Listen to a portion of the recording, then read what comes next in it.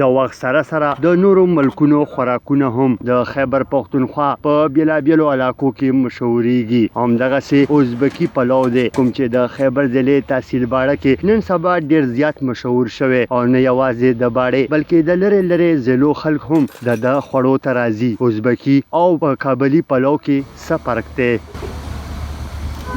امانو ما خپله محمد شبیر دو او عثماني په نوم ما باندې ډېر یادېږم خال ازبکي ډېر شته دغو مثالو کې او دغو په هر شي کې د کابلي پلو نه ډېر مختلف دي.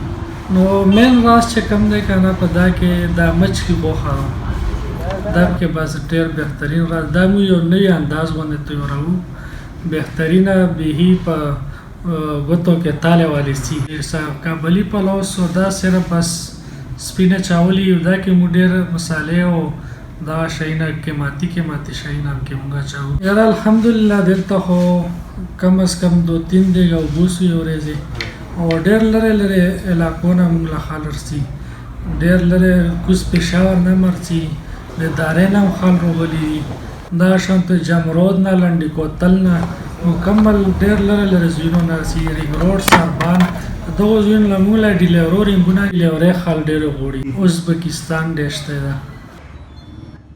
دوی زیاته کړه چې د پاکستان او بیا د خیبر پختونخوا په بیلابیلو برخو کې بیلابیل قسمه پلوونه خوښولی شي خو ولې ازبکي پلو د باړې د خلکو په زړونو کې ځای جوړ کړلو. محمد الله خان افریدي، تنو پختونخوا، خیبر.